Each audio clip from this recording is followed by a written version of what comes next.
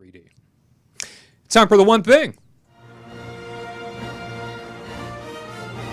It is the week of gratitude where we are giving thanks for so much in our lives. And we figured why not talk a little bit about what we are giving thanks for when it comes to a Disney-related item, a Disney-related thing from 2019. Guys, what are you giving thanks for something Disney-related this year? You want to go first? Honestly, I have no. You go first. I was like, I don't know. I kind of want to say Disney Plus for all the cool Imagineering shows and that one day that's going to come out to actually see all the hard workers that actually bring Disneyland to life and then keep the legacy going with Walt Disney. So I want to say, I guess that'll be my one thing. Disney Plus. Yeah, no, I can totally see that, and certainly something that will no doubt be giving to us for years to come. Yeah, I can't wait I want more Imagineering, and I can't wait for one day, but we just watched the last one, and I'm just like, wait, that's it? I need more. Yeah, kick it up a notch. Tyler, anything you're grateful for Disney-related? Baby Yoda. I was going to, it's funny that you already said Disney Plus and everything, but I was thinking of going with The Mandalorian, actually. And I know that's also Disney Plus, but. No, but that's fine. I say that because I feel like, and I've seen the first 3 episodes now, and I just feel like they get it. They're finally understanding like the blend they need to make of old and new.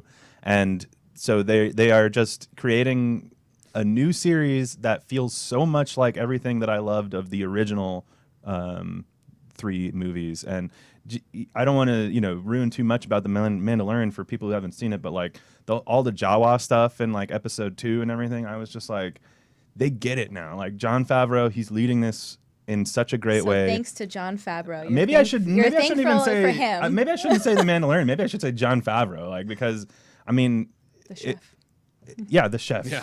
Because it's just been a great ride so far, and I'm not like the biggest Star Wars fan. I like Star Wars, but when they were talking about the Mandalorian, I wasn't really that interested. Sure. But seeing it and getting through that first episode, it was like, oh wow, actually this has the feel that I need. This is exactly what I want. It's a cowboy in space, and that's what I want, and that's what they did. The music does have that cool Western vibe to it. It really does. And it really, it's funny. You go into a Star Wars thing thinking like, oh, well, there's no like John Williams music or whatever, but this is one of those projects that has gotten me to understand that you don't need John Williams every time. And he's great. He's great. Don't get me wrong.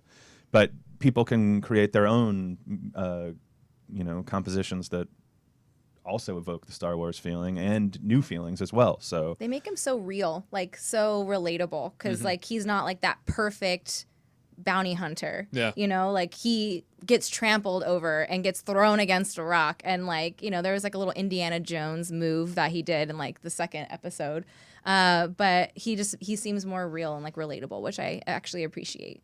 So Jon Favreau or The Mandalorian? What are we more thankful for here? Critical. He's the creator. Critical. I guess I have to go. I guess I actually probably should have to go Jon Favreau because I don't have any insight or anything, but I would have to assume he's going to be a major player in the next Star Wars movies that come out. And if that's any sign, if Mandalorian is any sign that we're going to get some good stuff in the future, because honestly, I'm at the point where I'm kind of like, no, stop making the movies. Like, just let it breathe a little. Yeah. But seeing Mandalorian, hearing Jon Favreau, doing all this great stuff, man, maybe they can do it. Maybe we can live in a future where we can forget about Solo. Sure. I'm excited for Star Wars, and I haven't been for a while. So. Well, yeah. I think well said, and a lot of people share that sentiment. We go to Gared now, our Walt Disney World correspondent, who's jumping some jingle bells there in an undisclosed location. Gared, tell us, when it comes to one Disney-related thing that you are thankful for. This entire show with your holiday jokes, oh my gosh, they get me. So it's a seasonal I'm going reference. to. I think it's important. Yeah, I know, no kidding. So I'm going with the most. I don't know if it's cheesy, but the most Disney related thing that I'm thankful for is actually Walt Disney. He not only is a phenomenal man that created the empire that Disney is today, but to me, he's a personal hero when times were down and people told him no, he didn't give up and quit. And he's spoken a lot to me in my personal journey through life. So for me, I am most thankful for Walt Disney and everything he has done in the creation of a simple mouse that has touched the lives of billions of people, to what the parks have done, especially like Disneyland. Like that made me want to be a cast member, made me want to be a part of this show. So thank you, Walt, for everything you do, and continue to watch over the cast members that you have and the billions of people that love your stuff. So thank you, Walt. Even here in 2019, his legacy continues to give on, that's for sure. And Curt, do you have any time to think about this? One Disney-related thing that you are most grateful for this year? Yes, my annual pass. Oh. I like to be able to go to Disneyland all the Yeah. time. Whenever you want. Whenever I want. It's a little more selfish, but I like to experience Disneyland. 20% Yes. discount, free Yes. parking. Woo! Attaboy. And we didn't talk about it, but they got a new annual pass design. Yeah, They did. exactly. Oh. That's another thing I was about to say. I'm thankful for that as well, because Yeah. I did not like the old design. The new one's a lot better. The new one's definitely. now now cohesive with Disney Worlds, right? They look exactly the same. They look like the magnets they give at Disney Yeah. World. Yes, Sounds quite elegant. We don't Can't get wait the to see it. magnets here in California, but we get different magnets. we get buttons. There's a trade-off. You know, Yeah. we have the superior property. That's Oh, right. Those are fighting words for some people. We have the I like it. superior Original property. I like that you just gave a little pause at the end of that one. You're like, I don't know. Sure seems like it could be accurate. I don't know. Fight me on that one. Mickey Mouse, how did you get in here? At any rate, I would say that the one thing that I'm grateful for when it comes to sort of 2019, something Disney related, probably has to be the ongoing, we referenced it here today on our live show, the Project Stardust at Disneyland Resort. And for anybody that doesn't understand what that is, it's Disneyland Resort's sort of commitment to expanding existing areas, making everything a little bit more comfortable, making the flow a lot better.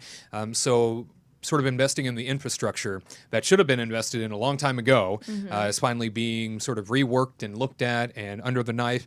I would say one of the biggest things that has come out of this that's hugely beneficial is the Pixar Pals parking structure that has been Yes. added Yes. in addition to the Pedestrian Mickey and I Friends. should have said Bridge. that. That's actually my number one Disney thing for 2019. Wow. Yeah, super grateful Yeah. to now have so much more in our car culture of California, so much more parking added to this list, and to be able to move in the parks a lot easier. You know, some of these things we've talked about in past broadcasts where, we reference the new seating areas around like Bengal Barbecue and Adventureland that used to be stores, and you don't remove profit centers, Yeah. for the sake of comfort unless you really do care about that guest experience. And every once in a while we're reminded that Disney does, in many cases, care about that guest experience, and so they'll make these sort of beneficial contributions to the overall guest experience where you think, thank you for doing that. The So smallest things like the curbs, yeah, getting rid of the curbs.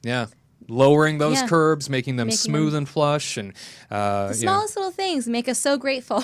nice to no longer see anybody in a wheelchair or ECV go dumping off a curb. Oh, Oh yeah. Like my they gosh, used to. I think I've seen like that one, or someone not really paying attention and then like falling. It's so sad, and it happens more often. I often think of the parents with the strollers more than anything. I mean, But it's just hey, really crowded, struggle. and you don't really see in front of you a lot. So Sure. then you may not notice that person stepping down. Then you just start and then you just like go forward. Yeah. Yeah, like a side note, this has nothing to do with anything. I guess it has something to do with this, but the tracks, I've always wondered, are they ever worried about people breaking their ankle in the in the trolley tracks and stuff like that? I'm kind of still shocked that they My mom are twisted still her there. ankle in Like, one of the tracks, and I was like, I here think we go. everybody at one point is like dip their ankle into Yeah. that darn track. I like make Yeah. a purpose to like not get near the tracks, and I feel so sorry for the dancers. I'm like, Yeah. please don't trip, please don't trip. Right. Yeah, absolutely. But Well, that is the one thing that we are grateful for, Disney related, from 2019. We are so grateful to have you as our audience and wish you a very happy Thanksgiving. To all who come to this happy place, welcome.